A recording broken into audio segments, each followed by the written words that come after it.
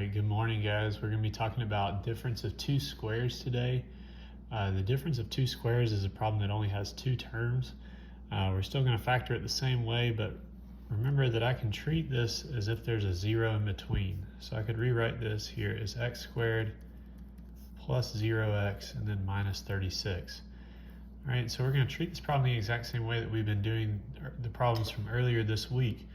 We're just finding numbers that multiply to be 36, all right, which would be 1 times 36, 2 times 18, 3 times 12, 4 times 9, and 6 times 6. All right, the important part here is that 6 times 6, if I add those two together with one of them being a negative, then that would make a total of 0. So if I want to split this middle term up, I could say that that's plus 6x and then minus 6x and then minus 36.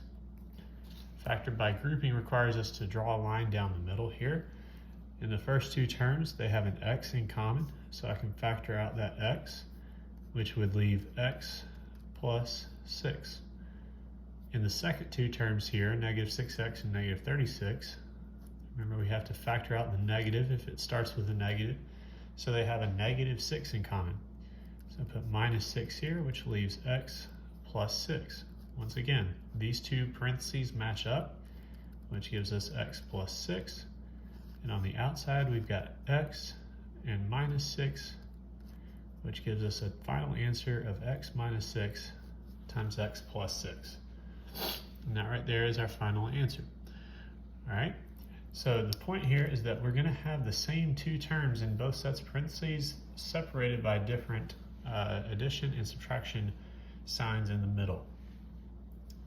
On this second problem here, we're going to start by noticing that x cubed and negative 81x both have an x in common. So I can start this problem by factoring out an x, all right, which would get rid of that x on 81.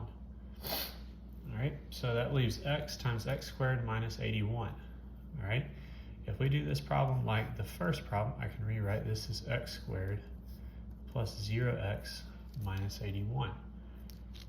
All right, so we're finding numbers that multiply to be 81. All right, if I multiply this first term times the last, multiply to be 81. It's 1 times 81, 3 times 27, and 9 times 9. Those are the only ones that multiply to be 81. All right, so 9 times 9 is the one that we're looking for here, because if I separate this 0x in the middle, that's going to give us plus 9x, minus 9x, and minus 81. All right, so these two middle terms would cancel out if we were to add them together to give us 0x. That's what we want. But if I factor by grouping, I draw the line down the middle. Okay, I've got, they both have an x in common. So there's an x on the outside, which would leave x plus 9. They both have a negative 9 in common, which would give us x plus 9. Once again, I've got an x plus 9 in common. There it is. And then x minus 9 in common here.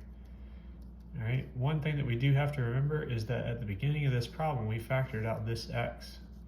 So it's got to continue to come down all the way to the final part of the problem to give us x times x minus 9 times x plus 9.